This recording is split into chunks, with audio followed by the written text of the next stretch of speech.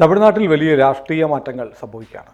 നമ്മളിത് സംസാരിക്കുന്ന നിമിഷം AIDMK മുന്നണി വിട്ടിട്ട് SDPI തമിഴ്നാട് മുഖ്യമന്ത്രി സ്റ്റാലിനെ കണ്ടിട്ട് പൊന്നാട ചാർത്തി. വക്കഫിൽ സ്റ്റാലിൻ എടുത്ത ധീരമായ നിലപാടിന് പിന്തുണ എന്ന് SDP പറയുന്നു. AIDMK മുന്നണി വിടുന്നു. AIDMK മുന്നണി SDP വിട്ടതിൻ്റെ കാരണം യഥാർത്ഥത്തിൽ തമിഴ്നാട്ടിൽ സംഭവിക്കാൻ പോകുന്ന NDAയുടെ പുനരുജ്ജീവനമാണ്. NDA വീണ്ടും ഉണ്ടാകാൻ പോവുകയാണ്. AIDMKയും BJPയും തമ്മിലുള്ള സഖ്യം വരുന്ന ഒരാഴ്ചക്കുള്ളിൽ യാഥാർത്ഥ്യമാകും. തമിഴ്നാട് BJP അധ്യക്ഷനായിരുന്ന അണ്ണാമലൈ BJP അധ്യക്ഷ സ്ഥാനം ഒഴിഞ്ഞ് മറ്റൊരു ചുമതലയിലേക്ക് പോകും. പുതിയ തമിഴ്നാട് BJP പ്രസിഡന്റിനെ ഇപ്പോൾ പ്രഖ്യാപിക്കാൻ പോവുകയാണ്. അതെ, തമിഴ്നാടിൻ്റെ പുതിയ BJP പ്രസിഡന്റ് അണ്ണാമലയ്ക്ക് ശേഷം അത് നയനാർ നാഗേന്ദ്രൻ ആണ്. നയനാർ നാഗേന്ദ്രൻ നേരത്തെ ജയലളിതയുടെയും പനീർസെൽവത്തിൻ്റെയും മന്ത്രിസഭകളിൽ മന്ത്രിയായിരുന്നു. മറ്റേ വ്യവസായം, ഗതാഗതം തുടങ്ങിയ വകുപ്പുകളുടെയൊക്കെ മന്ത്രിയായിരുന്നു. തിരുനെൽവേലിയിലെ ഒരു ബിഗ് ഷോട്ടാണ്. തിരുനെൽവേലിയിലെ ദിവ്യനാണ് അദ്ദേഹം. ഈ നയനാർ നാഗേന്ദ്രൻ ഇല്ലാതെ തിരുനെൽവേലിയെ പറ്റി ഇപ്പോൾ ആലോചിക്കാനേ വയ്യ. വലിയ ഹോട്ടൽ ഉടമയാണ്, ഹോട്ടലിയർ. ഒന്നിലധികം ഹോട്ടലുകൾ ഉണ്ട് അവിടെ. ചന്ദ്ര ഹോട്ടല്, ശ്രീകൃഷ്ണ ഇൻ, പിന്നെ സോപ്രോസ് എന്ന് പറഞ്ഞ ഹോട്ടല്, ലക്ഷ്മി ഗായത്രി, പിന്നെ ഒരു ട്രാവൽ ഏജൻസി ഉണ്ട്, KR ട്രാവൽസ് എന്ന് പറഞ്ഞിട്ട്. മുമ്പ് DMKയുടെ ഒക്കെ കൂടെ ഉണ്ടായിരുന്ന ആളാണ്. അങ്ങനെയാണ് മന്ത്രിയൊക്കെ ആയിരുന്നത്, MLA ആയിരുന്നതൊക്കെ. ഏറ്റവും ഒടുവിൽ അദ്ദേഹം ഈ ജയലളിതയുടെ മരണത്തിന് ശേഷം DMK നടത്തിപ്പ് മര്യാദക്കല്ല എന്ന് പറഞ്ഞിട്ട് അദ്ദേഹം DMK വിട്ട് BJPയിൽ ചേരുകയായിരുന്നു. BJPയുടെ ചേർന്ന് കഴിഞ്ഞപ്പോൾ സംസ്ഥാന വൈസ് പ്രസിഡന്റ് ആക്കി ഇദ്ദേഹത്തിന് കൊച്ചിയുമായിട്ട് എന്തോ ബന്ധമുണ്ടെന്ന് തോന്നുന്നു. കാരണം എന്താണെന്ന് വെച്ചാൽ അവിടെ വിജിലൻസ് എടുത്തൊരു കേസിൽ ഇദ്ദേഹത്തിന് കൊച്ചിയിൽ സ്ഥലമുള്ളതായിട്ട് ആ കുറ്റപത്രത്തിൽ പറഞ്ഞിരുന്നു. ഓ, അത് ശരി. വിജിലൻസ് കേസ് എടുത്ത് അറസ്റ്റിലൊക്കെ ആയിരുന്നു കുറെ കാലം. അപ്പോൾ അതെ. അപ്പോൾ അത് കഴിഞ്ഞ് ഈ BJPയിൽ വന്നു കഴിഞ്ഞപ്പോഴും ഒക്കെ പക വീട്ടുന്നുണ്ടല്ലോ. ഇയാൾ മറ്റേ ഈ തേവർ സമുദായത്തിൽ വലിയ സ്വാധീനമാണ് നയനാർ നാഗേന്ദ്രന്. കാരണം രാഷ്ട്രീയത്തിൽ പല കാര്യങ്ങളും അവർക്ക് സാധിക്കണം എന്നുണ്ടെങ്കിൽ ഇദ്ദേഹത്തിനോടാണ് അവർ പറയുന്നതുമൊക്കെ. അപ്പോൾ ആ മേഖലയിൽ BJPക്ക് വലിയ സ്വാധീനം വരാൻ പോവുകയാണ്. കാരണം എടപ്പാടി എന്ന് പറയുമ്പോൾ ഗവർണറാണ് അണ്ണാമലയുടെ. ആ സമുദായം എന്തായാലും എടപ്പാടിയും അണ്ണാമലയും ഒരേ സമുദായക്കാരാണ്, ഗവർണർമാരാണ്. ആ ഇക്വേഷൻ ശരിയാവണം. ഇപ്പോൾ തേവർ ഗൗണ്ടർ ഇക്വേഷൻ വരികയാണ് BJPയുടെ തലപ്പത്ത് എന്ന് പറഞ്ഞാൽ ഇന്ത്യ മുന്നണിയിൽ. അതെ, അങ്ങനെ വരാൻ പോണു. അപ്പോൾ തിരുനെൽവേലിയിൽ നിന്ന് 2006, 2011 സമയത്തൊക്കെ മറ്റേ DMK MLA ആയിട്ട് തിരഞ്ഞെടുക്കപ്പെട്ടു. 2021 BJPയുടെ MLA ആയിട്ട്. അപ്പോൾ BJPയിലേക്ക് മാറിയിട്ട് MLA ആവണമെന്നുണ്ടെങ്കിൽ എത്രമാത്രം സ്വാധീനം കാണുന്നത് ആലോചിക്കാവുന്നതേ ഉള്ളൂ. ഇപ്പോൾ 65 വയസ്സുണ്ട് എന്ന് പറഞ്ഞാൽ 1960 അദ്ദേഹം ജനിച്ചത്. 2017 ഓഗസ്റ്റിലാണ് DMK വിട്ടത്. 2006 തോറ്റപ്പോൾ 606 വോട്ടിനാണ് തോറ്റുപോയത്, ചെറിയ വോട്ടുകൾക്ക്. പക്ഷെ 2016 ജയിച്ചപ്പോൾ 601 വോട്ടിനാണ് ജയിച്ചത്. നല്ല ടഫ് ഫൈറ്റ്സ് ഒക്കെ നടന്ന കാലമാണ്. കാരണം ഇയാളെ എങ്ങനെയെങ്കിലും തോപ്പിക്കണം എന്നുള്ളത് ഈ DMKയുടെ ഒക്കെ വലിയ വാശിയാണ്. അപ്പം നല്ല കാൻഡിഡേറ്റ്സിനെയൊക്കെ ഇട്ടുകൊടുക്കും. 2011 DMKയുടെ ALS ലക്ഷ്മണനെ 38,000 വോട്ടിനാണ് തോൽപ്പിച്ചത്.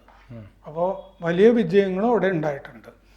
വൈദ്യുതി, വ്യവസായം, ഗതാഗതം, അതാണ് അദ്ദേഹം കൈകാര്യം ചെയ്തിരിക്കുന്ന വകുപ്പുകൾ. 2011 DMK മന്ത്രിസഭയിൽ ഉൾപ്പെടുത്തിയിരുന്നില്ല.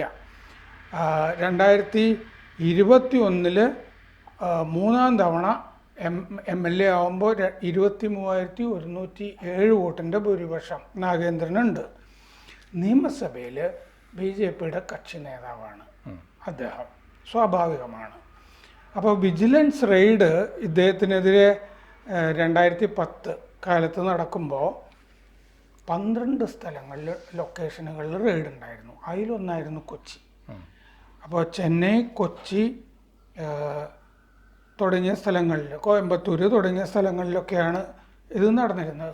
തിരുനെൽവേലിയിലും കുറ്റപത്രം കൊടുത്തിരുന്നു. 3.9 കോടി രൂപയുടെ അഴിമതി നടത്തിയെന്ന് പറഞ്ഞിട്ടാണ് കുറ്റപത്രം മറ്റേ അവിഹിത സമ്പാദ്യം മന്ത്രിയായിരുന്നപ്പോൾ എന്നൊക്കെ പറഞ്ഞിട്ടാണ്. മന്ത്രിയായിരുന്നപ്പോൾ 3.9 കോടിയേ ഉള്ളൂ. അത് കെട്ടിച്ചമച്ചതാണെന്നുള്ളത് വളരെ വ്യക്തമാണ്. പിന്നെ ഈ ഹിന്ദുത്വയുടെ കൂടെ വളരെ തീവ്രമായിട്ട് നിൽക്കുന്ന ആളാണെന്നുള്ളതിന് പല ഉദാഹരണങ്ങൾ ജീവിതത്തിലുണ്ട്. അറസ്റ്റ് തന്നെ ഉണ്ടായിട്ടുണ്ട്. ഈ വൈരമുത്തു ഈ ആണ്ടാളിനെതിരെ ആത്മീയ ഗാനങ്ങൾ, കീർത്തനങ്ങൾ ധാരാളം എഴുതിയിട്ടുള്ള ആളാണ് ആണ്ടാൾ. ഈ ആണ്ടാളിനെതിരെ വൈരമുത്തു ഒരിക്കൽ സംസാരിച്ചു എന്ന് പറഞ്ഞിട്ട് 2018 വൈരമുത്തുവിനെ ശരിയാക്കി കളയുമെന്ന് നാഗേന്ദ്രൻ പറഞ്ഞിരുന്നു. എന്നിട്ട് അയാളുടെ നാവ് പിഴുതെടുക്കുന്ന ആൾക്ക് 10 കോടി രൂപ വാഗ്ദാനം പ്രഖ്യാപിച്ചിരുന്നു. അന്ന് ഈ ഹിന്ദു മുന്നണിയുടെ വൈസ് പ്രസിഡന്റ് VC ജയപാലൻ്റെ കൂടെ നയനാർ നാഗേന്ദ്രനെ അറസ്റ്റ് ചെയ്തിരുന്നു. ഈ വിദ്വേഷ പ്രസംഗം, വിദ്വേഷ വർത്തമാനം എന്നൊക്കെ പറഞ്ഞ് ഉള്ള കേസിൽ അറസ്റ്റ് ചെയ്തിരുന്നു. 2019-ലും 2024-ലും ലോക്സഭയിലേക്ക് മത്സരിച്ചിട്ടുണ്ട്. 2019 രാമനാഥപുരത്ത് നവാസ് കനി, അതെ, ലീഗിന്റെ വയനാട്ടില് രാഹുലിന് കൊടുത്തതിന് പകരം അവിടെ കൊടുത്തതാണത്. 2024 തിരുനെൽവേലി ലോക്സഭയിൽ കഴിഞ്ഞ കൊല്ലം മത്സരിച്ച് തോറ്റുപോയി. പക്ഷേ രാമനാഥപുരത്ത് മത്സരിച്ചപ്പോൾ 32.13% വോട്ട് പിടിച്ചു. തിരുനെൽവേലി 32.54% വോട്ട് കിട്ടിയിരുന്നു. റോബർട്ട് ബ്രൂസ് എന്ന് പറഞ്ഞ ആളാണ് ജയിച്ചത്. റോബർട്ട് ബ്രൂസ് മറ്റേ പ്രൊട്ടസ്റ്റന്റ് ആണ്. അപ്പം അങ്ങനെ നോക്കി നിർത്തിയതാണ് കോൺഗ്രസിന്റെ സ്ഥാനാർത്ഥിയാണ് അയാൾ.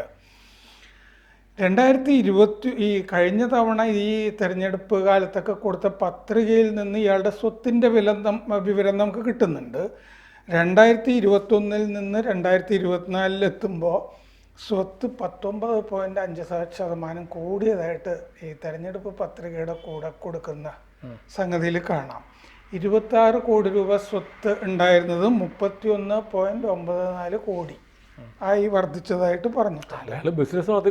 നല്ല ബിസിനസ് നടത്തുന്ന ആളാണ്. അവിടുത്തെ പ്രധാനപ്പെട്ട നല്ല ഹോട്ടലിയറാണ് അയാൾ. 4 കാറും 1 ട്രാക്ടറും ഉണ്ടെന്ന് ആ പത്രികയിൽ കാണാം. MA പാസ്സായിട്ടുണ്ട്. അപ്പോൾ ഇങ്ങനെ ഒരു ഇപ്പോൾ ഇവിടെ ഒരു വ്യവസായി വന്നു BJPക്ക് കേരളത്തിൽ. തമിഴ്നാട്ടിലൊരു വ്യവസായി അല്ല, രണ്ടുപേരും RSS വഴി വന്നവരല്ല. അതാണ് അതിന്റെ വ്യത്യാസം. അത് ശരിയാണ്. കാരണം അദ്ദേഹത്തിൻ്റെത് പഴയ DMK, പിന്നെ അണ്ണാ DMK ആ റൂട്ടിൽ വന്നിരിക്കുന്നതാണ്. ജയലളിതയായിട്ട് നല്ല ബന്ധമായിരുന്നു. പക്ഷേ പിന്നീടുള്ള കാലത്ത് അണ്ണാ DMK മാത്രമല്ല, AIADMK എന്തൊക്കെ പറഞ്ഞാലും തമിഴ്നാട്ടിലെ DMK പോലെ തന്നെ ഒരു കേഡർ പാർട്ടിയാണ്. എനിക്കത് DMKക്കാളും കേഡർ സ്വഭാവമുള്ളൊരു പാർട്ടിയാണ് AIADMK എന്ന് ചില ആളുകൾ പറഞ്ഞു കേട്ടിട്ടുണ്ട്. രണ്ടുപേർക്ക് കേഡർ സ്വഭാവമുണ്ട്. BJPക്ക് കേഡർ സ്വഭാവമുണ്ട്. BJPയുടെ ഭാഗമായി NDAയുടെ ഭാഗമായി AIADMK നിൽക്കുമ്പോൾ AIADMKയുടെ ഉള്ളുകള്ളികൾ നന്നായിട്ട് അറിയാവുന്ന ഒരാളെ BJP അധ്യക്ഷനാക്കിയാൽ ഒരു പ്രഷർ ടാക്ടിക്സ് ഫലവത്തായിട്ട് കൊണ്ടുനടക്കാൻ പറ്റും. കാരണം AIADMKയുടെ രഹസ്യങ്ങളൊക്കെ അറിയാവുന്ന ഒരാൾ BJP പ്രസിഡന്റ് ആവുന്നു. പഴയ പോലെ കളി നടക്കൂല. വളരെ വ്യത്യസ്തമായിട്ട് തന്നെയാണ് BJP ഇത് ചെയ്തിരിക്കുന്നത്. കാരണം ഇനി തമിഴ്നാടും കേരളവും പിടിക്കണം എന്നുള്ളതിൻ്റെ ഒരു ഉറച്ച തീരുമാനത്തിന്റെ ഭാഗമായിട്ടാണ് ഈ മാറ്റങ്ങൾ വരുന്നത്. ഇവരെന്ത് ചെയ്യുന്നു? അദ്ദേഹത്തിന് കച്ചവടം അറിയാം, രാഷ്ട്രീയം അറിയാം, വലിയ ജനസ്വാധീനവും ഉണ്ട്, സമുദായ സ്വാധീനവും ഒക്കെ ഉണ്ട്. വലിയ മാറ്റമാണ്. അണ്ണാമലയ്ക്ക് മുമ്പത്തെ BJP പ്രസിഡന്റുമാർ നേരത്തെ പറഞ്ഞ പോലെ ഈ RSSൽ നിന്ന് അല്ല. അണ്ണാമലയുടെ ഒരു സവിശേഷത എന്ന് പറയുന്നത് BJP എന്ന് പറഞ്ഞ പാർട്ടിയെ ഗ്രാമഗ്രാമാന്തരങ്ങളിൽ എത്തിച്ചു. അണ്ണാമലൈ വിശ്രമിച്ചിട്ടില്ല. അദ്ദേഹം ഇന്നും പദയാത്രകളിലായിരുന്നു. പദയാത്രകളിലൂടെ തമിഴ്നാട്ടിലെ എല്ലാ ഗ്രാമങ്ങളിലൂടെയും സഞ്ചരിച്ച് ഇങ്ങനൊരു പാർട്ടി ഉണ്ടെന്നും തമിഴ്നാട്ടിൽ ഇപ്പോൾ ഈ ദ്രാവിഡ രാഷ്ട്രീയമൊക്കെ പറഞ്ഞാലും തമിഴ്നാട്ടിലെ ആളുകൾ അടിസ്ഥാനപരമായി ഹിന്ദുമത വിശ്വാസികൾ തന്നെയാണ്. അവർ വിഗ്രഹവഞ്ചകരൊന്നുമല്ല. അവർക്കിടയിലേക്ക് ഒരു ഹിന്ദുത്വ ഐഡിയോളജി എത്തിക്കാൻ വേണ്ടി ഈ മനുഷ്യൻ്റെ എത്ര കിലോമീറ്റർ നടന്നു അണ്ണാമലൈ അല്ലേ? നടന്ന് BJPയുടെ സന്ദേശം ഗ്രാമങ്ങളിലാകെ എത്തിച്ചിട്ട് ആ ചെങ്കോലും സിംഹാസനവും പുതിയ ആൾക്ക് കൈമാറി. അധീനങ്ങളിൽ നിന്ന് പിന്നാക്ക സമുദായങ്ങളുടെ കയ്യിലുണ്ട് 24 അധീനങ്ങൾ. അവരുടെയാണ് ചെങ്കോൽ എന്നൊക്കെ പറയുന്നത്. അല്ലാതെ അത് ബ്രാഹ്മിൻ ഹെജിമണിയുടെ ഭാഗമൊന്നുമല്ല. അതായത് അണ്ണാമലൈ തൻ്റെ ചെങ്കോലും കിരീടവും നയനാർക്ക് കൈമാറിയിരിക്കുകയാണ്. അണ്ണാമലയ്ക്ക് എന്തായാലും വളരെ കംഫർട്ടബിൾ ആയിട്ടുള്ള നിർണായകമായ, കാരണം മോദി നേരിട്ട് വിളിച്ച് IPS നിന്ന് രാജിവെപ്പിച്ച് കൊണ്ടുവന്ന ആളാണ്.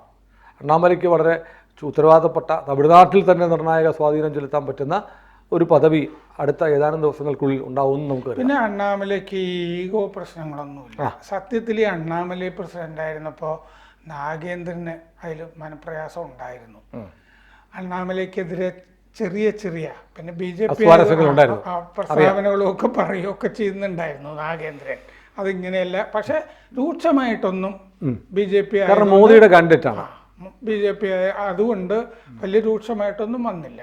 എന്തായാലും അദ്ദേഹം ആഗ്രഹിച്ചൊരു സ്ഥാനം കൂടിയാണ്. ഞാൻ കണ്ടിട്ടുണ്ട് അണ്ണാമലൈ എവിടെയോ ചെല്ലുമ്പോഴത്തേക്ക് ഈ കോവിഡ് കാലത്തോ മറ്റാണെന്ന് തോന്നുന്നു, കോവിഡ് കാലത്താണോ ഏതൊരു സന്ദർഭത്തിൽ ആളുകൾക്ക് ഭക്ഷ്യധാന്യങ്ങൾ ഇറക്കുകയാണ്. ലോറിയിൽ നിന്ന് അരിച്ചാക്ക് ചുമലിലെടുത്തുകൊണ്ട് പോകുന്ന അണ്ണാമലയെ കണ്ടിട്ടുണ്ട്. അണ്ണാമലൈ പിന്നെ ഒരു ഘട്ടത്തിൽ ആ ചാട്ടവാറ് കൊണ്ട് ശരീരത്തിൽ അടിക്കുന്നത് 12 എണ്ണം അടിക്കുമ്പോൾ 6 എണ്ണം ആയപ്പോഴോ മറ്റോ അനുയായികൾ തന്നെ പോയി ഇതെന്ത് എന്ന് ചോദിച്ചിട്ട് തടയുകയൊക്കെ ചെയ്തില്ലേ. അപ്പോൾ ചെയ്ത പാപങ്ങൾക്കൊക്കെ സ്വയം ശിക്ഷിക്കാനുള്ളൊരു മനസ്സുമുണ്ട്. പാപങ്ങൾ ചെയ്തിട്ടുണ്ടെങ്കിൽ. ചെയ്ത പാപങ്ങൾക്ക് മാത്രമല്ല, തമിഴ്നാടിനെ ഈ ഭീകര ഭരണത്തിൽ നിന്ന് എനിക്ക് രക്ഷിക്കാൻ കഴിയുന്നില്ലല്ലോ എന്നുള്ളതാണ്. അല്ലാത്ത പാപങ്ങളല്ല, ചെയ്യാൻ കഴിയാത്തതിന് സ്വയം ശിക്ഷിച്ചതാണ്. ഏതായാലും അണ്ണാമലയ്ക്കും പുതിയ പ്രസിഡന്റിനും നമുക്ക് ആശംസകൾ നേരാം. കൂടുതൽ വാർത്തകളും വിശേഷങ്ങളും നിങ്ങളിലേക്ക് എത്താൻ ABC മലയാളം സബ്സ്ക്രൈബ് ചെയ്യുക, ബെൽ ബട്ടണും അമർത്തുക.